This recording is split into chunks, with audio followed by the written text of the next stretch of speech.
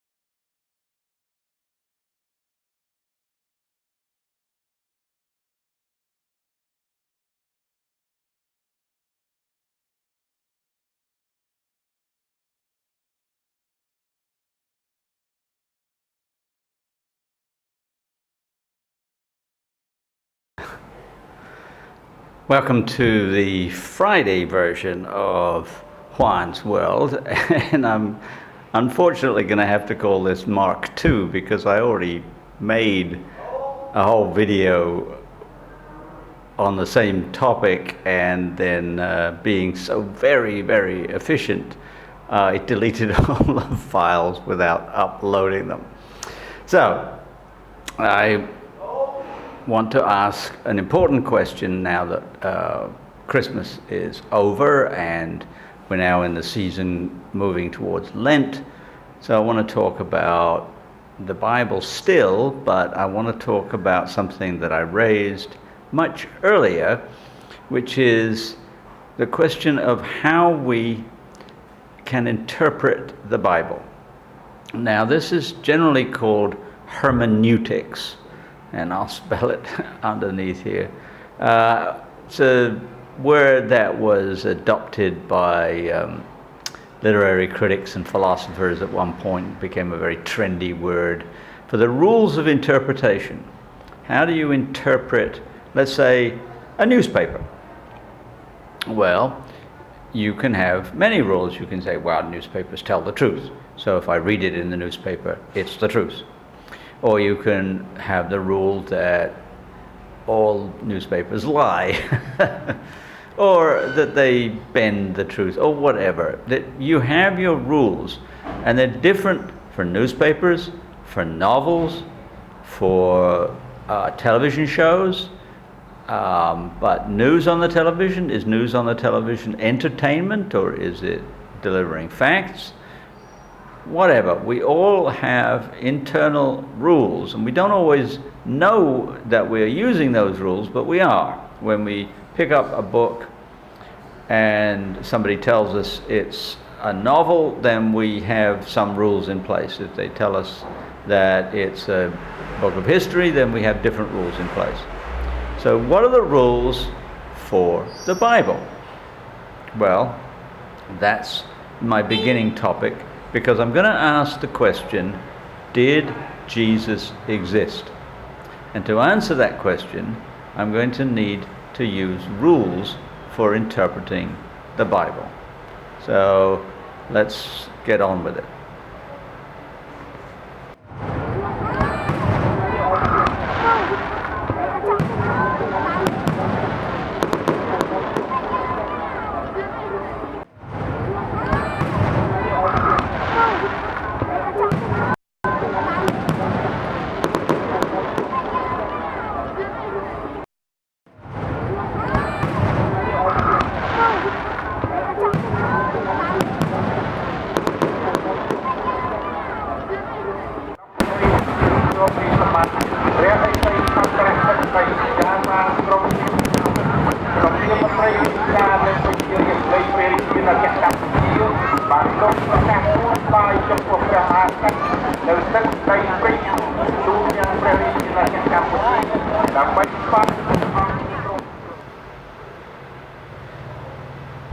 Now, you can interpret the Bible in a lot of different ways, and the rules that are in place for many people are obvious and evident, and for others they are not.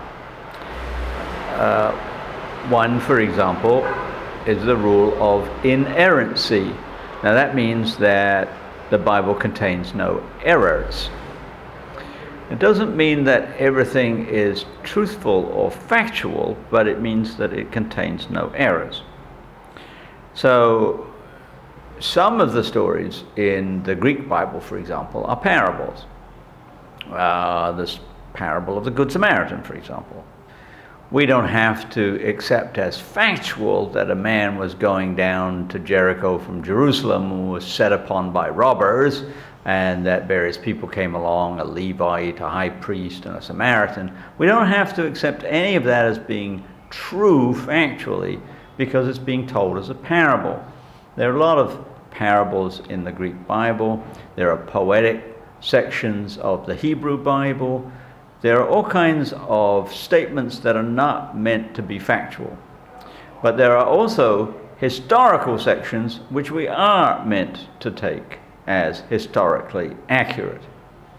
And the people who believe in inerrancy believe that those historical sections are factually true, going all the way back to the creation, so that God created the earth in 6 days, and on the first day he created light, on the second day, and so on. They take that as being factual. That's a hermeneutic. Well, I don't follow that hermeneutic. It's too problematic for me. And one of the reasons it's problematic is that there are too many historical contradictions. We can take, for example, the question, what date or what day was Jesus crucified? According to the synoptic gospels, that is Mark, Matthew, and Luke, he was crucified the day after the first evening of Passover, and that the Last Supper was a Passover meal. And then he went from the Passover meal to the Mount of Olives. He was arrested, he was tried overnight, and crucified the next day. John says that he was crucified as the Passover lambs were being slaughtered. So he can't have had a Last Supper and then be crucified the next day. He was crucified as the Passover was beginning. Now, that's just a flat historical contradiction. And for that reason, I'm going to rule out inerrancy, because there are just too many contradictions like that. In fact, my hermeneutic is going to be that I am going to treat the Bible like any other historical document. I'm going to look for sources. I'm going to check the sources. I am going to compare the various threads in the Bible, and I'm going to look at it just like I would look at any historical book or document. And the first thing I will tell you is that there are 3 threads or 3 main themes in the Greek Bible, or 3 types of sources and a few minor ones. The 3 major streams we can call, first of all, the Petrine stream. That means coming from Peter. Now, I'm not sure that I want to go into detail here, but one of the claims is that Mark was written by a person who traveled with Peter, and he was called John Mark. And this is not easily determined, and I'm not going to get into that part in detail. But anyway, Mark is said to be Petrine. Luke and Matthew were written with Mark as their basic source. They're called the Synoptic Gospels, and we will call that the Petrine tradition. The earlier tradition are the epistles of Paul.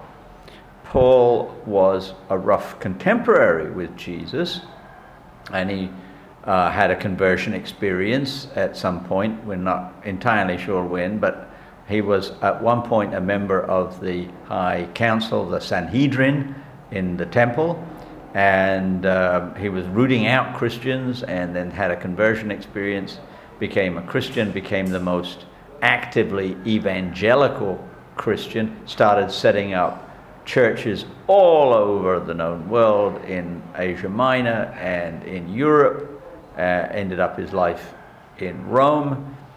But as he was setting up these churches, he'd go from one to another, and he'd hear back from ones he'd set up, and they'd say to him things like, well, you know, we're not quite sure about this, we're not quite sure about that. And so he would write letters to them, open letters to be read out loud, saying, you're doing it wrong, you need to do it this way.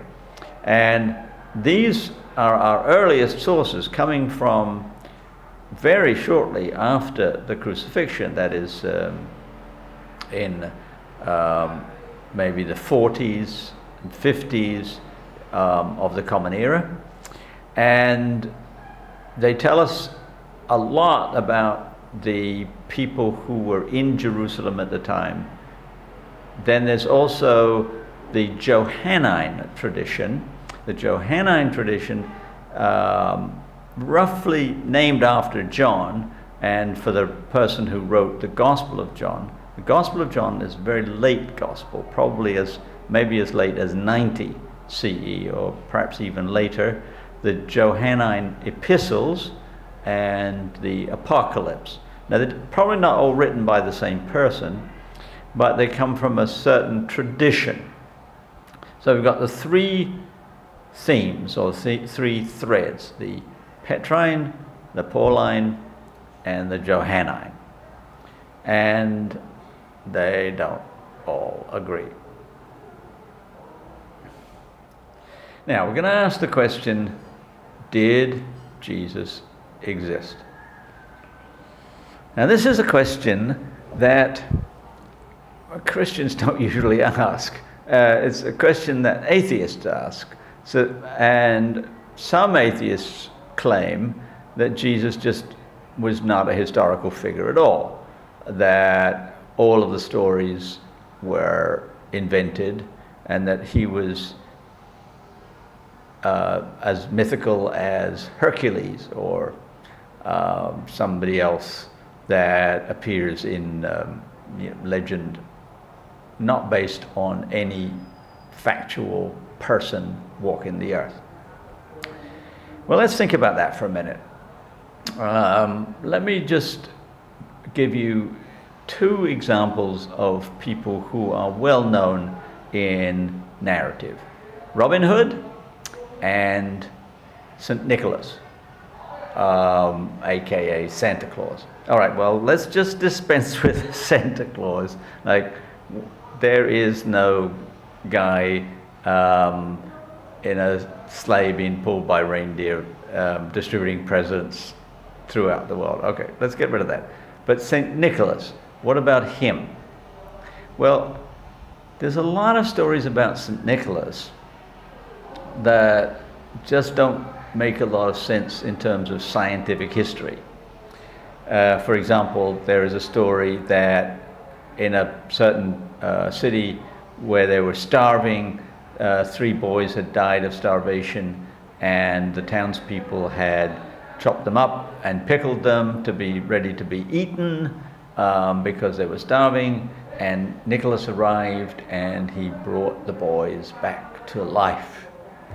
All right, well, I'm not sure that's historically accurate. On the other hand, there's a story about him knowing about a man whose daughters did not have enough money for a dowry and so couldn't get married, and secretly at night, one by one, as they came of marriageable age, he threw money in the window and allowed them to be married. That's not quite so problematic. You can believe it. I don't know whether it's true or not, but it's not miraculous. There is also a story that he once climbed on the roof and threw the money down the chimney, and some of the money caught in socks that were hanging to dry by the chimney. I'm not sure about that one either. But what we do know is that St. Nicholas really did exist. He went to church councils. There are external sources talking about what he did at those councils. And so we know that despite all the stuff about bringing boys back to life and so forth, that's questionable, but he's a real person historically. Robin Hood is not. A lot of people try to claim that he's Robin of Locksley or Robin something or other, pegged to some person in Nottinghamshire or somewhere. Just no evidence whatsoever that a real Robin Hood ever existed. What we do know is that very early on in Middle English there are poems about a Robin Hood, which continue down into modern English. There are a lot of ballads and poems about him. And so it became a very popular figure, but there's absolutely no evidence that he ever existed as a man that walked the earth like you and me. That's one way to do it. You check your sources and you find whether the stories are confirmed by people outside the tradition. Well, with Jesus, we got a bit of a problem. He is not really attested in any reliable sources outside the Bible. There are a couple of references. There's one in Josephus and there's one in Tacitus, but they're really not substantial. So we just have to rely on the Bible itself. And of course, the Bible is self-referential. We can't say, for example, well, Mark, Matthew, and Luke all agree, so these certain things that Jesus did, they must be true. Can't do that because Matthew and Luke were written based on Mark. And what was Mark based on? We don't know. There are no eyewitness accounts. There are no external accounts. So then we have to fall back on something like a reliability test. And that reliability test looks something like this. If we strip away all of the miraculous stuff, all of the virgin birth, the appearance of angels, the resurrection even, like strip all of that away, do we have a meaningful story? And I would answer, yes, we do. Especially if we take Mark. Mark is the earliest. Mark could have been written contemporaneously with Paul, that is maybe as little as 10 years after the crucifixion, so around 43, 45 CE, based on stories that were circulating. And it seems clear that one of the stories that circulated was about the crucifixion. Another test that is often employed is a test of not so much reliability, but a test of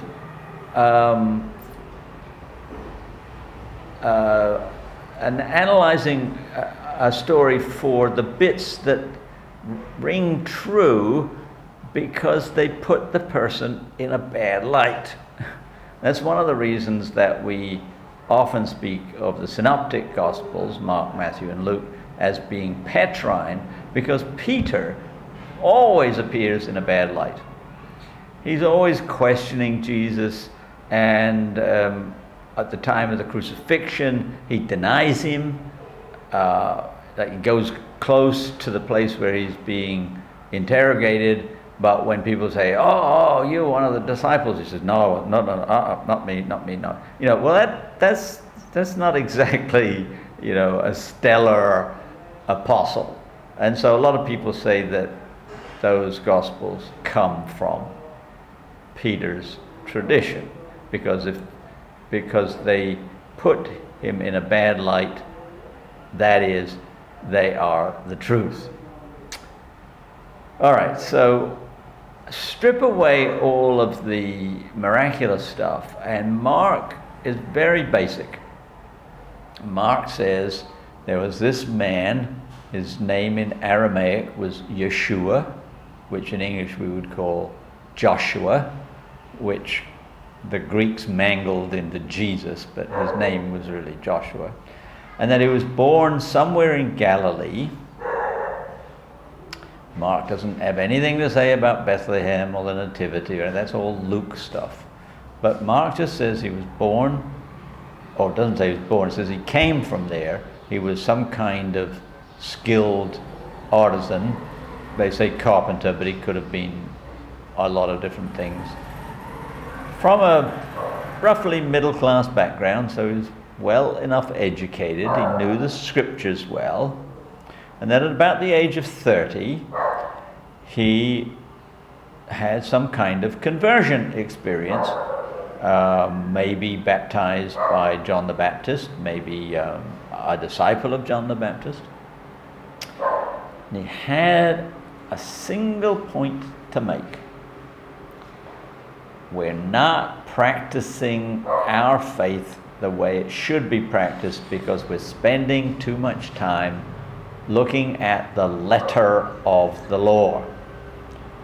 We've got the Sabbath all figured, so we can't do this, we can't do that, we have to do this, we have to do that, we have to follow all of these codes.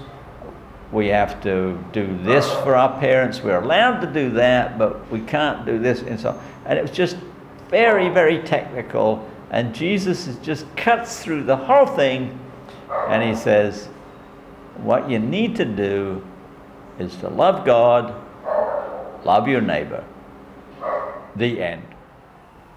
So he said, what you have to do is follow the spirit of the law. And if you do that, you will find the kingdom of heaven. And he preached this all over Galilee at first. He went down to Jerusalem and preached there and gained many followers. And then one fateful time he went to Jerusalem during the Passover, for the Passover, had a Passover meal with his disciples, was arrested because he had royally pissed off the powers that be in the temple. They couldn't execute him. They had to hand him over to the Romans to be executed. The Romans were not terribly happy about it, but the priests were insistent, and so Pilate said, okay, fine, execute him. He was executed, taken down, buried in a tomb, and then all during the Sabbath they had to just leave him alone. And when they came back after the Sabbath, he wasn't in the tomb. And that's where Mark ends. Doesn't say anything about the resurrection, doesn't say anything about citing him again, nothing. It just says they went to the tomb and he wasn't there, and they fled because they were afraid. The end. Now, I don't see anything particular in that story alone to be terribly concerned about. I am concerned about a lot of the other things that are attached to it, about him raising Lazarus from the dead or turning water into wine. A lot of that is in John. There are some miracles in Mark and in the Synoptic Gospels, that's true. Although some of them are not really terribly miraculous, like, for example, when Jesus heals Peter's mother-in-law. Well, there could be all kinds of reasons, naturalistic reasons, why he healed her or how he healed her, like depending on what she was sick from. She could have had some kind of depressive episode, and this charismatic figure comes in and she feels inspired or empowered and gets up. I mean, there's all kinds of things like that that could have happened.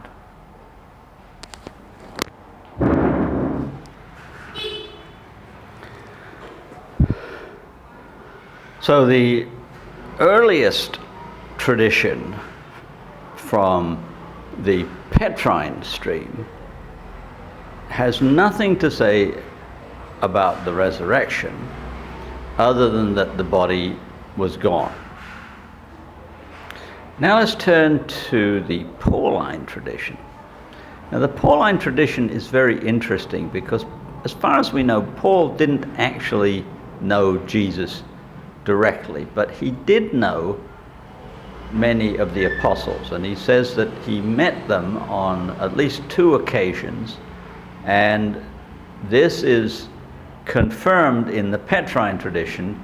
The book of Luke is actually the first part of a 2-volume work which we now call Luke Acts. The person who wrote Luke also wrote the Acts of the Apostles, and the first part talks about how the apostles met in Jerusalem and all the things they did to create the Jerusalem church. And the story seems to be that the apostles, notably James and John and Peter, were content to create a revitalization movement within Judaism, within Jerusalem, within the temple tradition. That was their purpose. I'm struggling against construction here. All right, so fight through it. All right, so the apostles were busy doing their thing in Jerusalem, and they met with Paul on a few occasions, and Paul wanted to do all kinds of things. And the agreement seems to be that the apostles said, well, look, we'll take care of Jerusalem. You go out and do your thing, out in Asia Minor and Europe. You do all that, and we'll just stay put here and do our thing here. Well, the thing is that in 70 CE, the Romans crushed a Jewish rebellion in Jerusalem, and the temple was destroyed, and as far as we know, the Christian church within Jerusalem was crushed as well. What survived was Paul's churches all throughout the Mediterranean region. So Christianity really is more a legacy of Paul than of the apostles, with the one exception of Mark's Gospel, which was probably written in Jerusalem before the destruction of the temple. Okay, well, let's put this all together.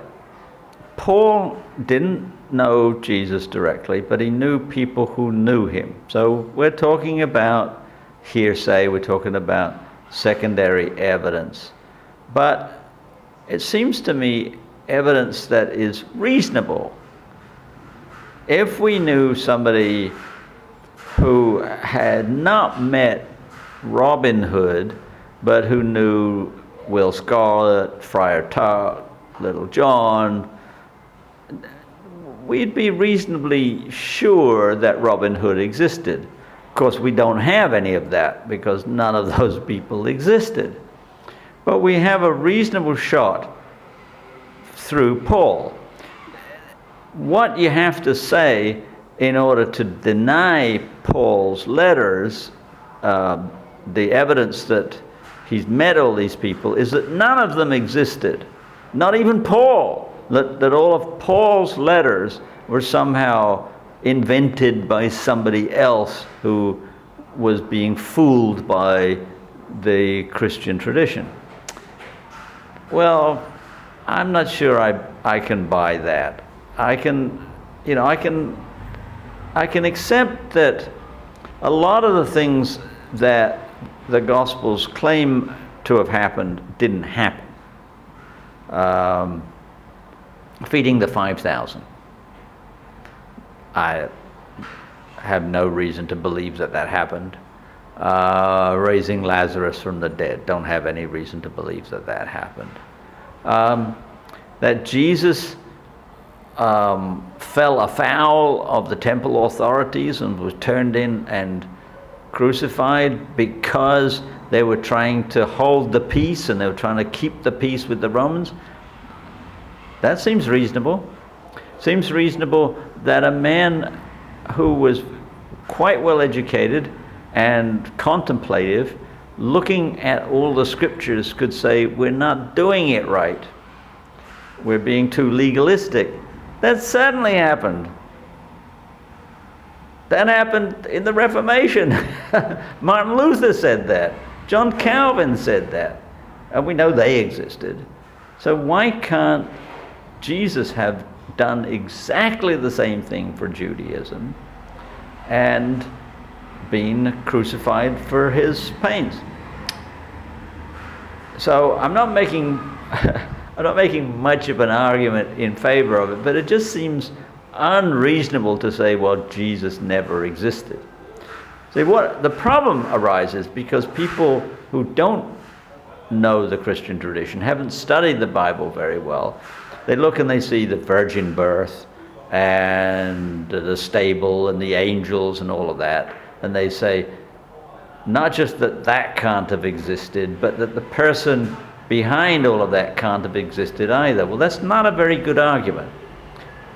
I've already dispensed with all that miraculous stuff, and I've said that nonetheless I can still see a real person behind all of these things. And in fact, there is a tradition now called the historical Jesus tradition, which was founded by a number of people, most particularly John Dominic Crossan, a Jesuit who founded the Historical Jesus Seminar in Chicago in the 80s, I believe.